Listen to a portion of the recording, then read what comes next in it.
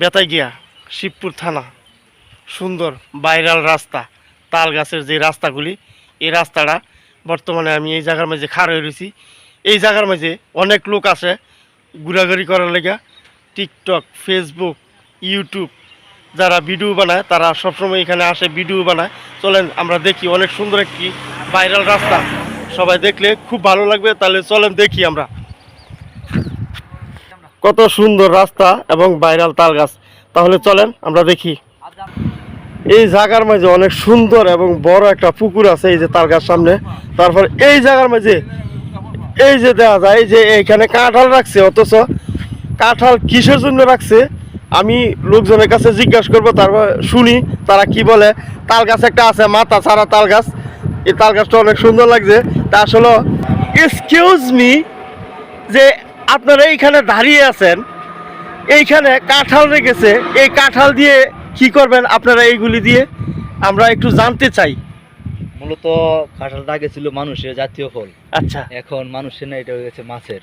আচ্ছা, পাঙ্গাস মাছের খুবই প্রিয় ফল। হ্যাঁ, কিন্তু আমার মাথায় একটা কথা ধরে না, আমরা যখন কাঁঠাল খাই তখন হাতে মুখে তেল মাখতে হয়। আচ্ছা, মাছে খায়, মাছে কি মাহে, মাছে কি মাহে, কি মাহে, মানে মাছের যখন মুখের মাঝে আটা লাগে তখন মাছে কি মাহে।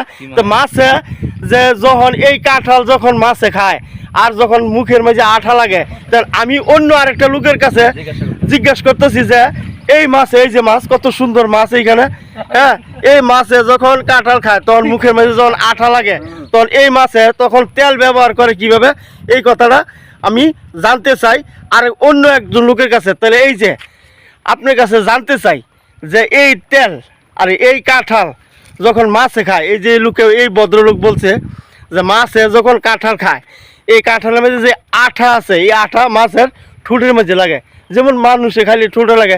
এখন মানুষে কিভাবে খাইলে লাগে না? হ্যাঁ, পানিতে খাইলে লাগে না। পানিতে খাইলে লাগে না? এটা কেমনে সম্ভব?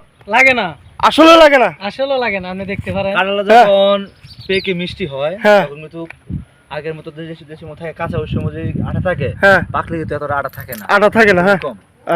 আটাটা মাছের মুখে লাগে না, মাছের মুখে লাগে। ওটা বড় কথা, হ্যাঁ, উনি তো সবকিছু আছে কিন্তু ওনার পায়ে জুতা কোথায়?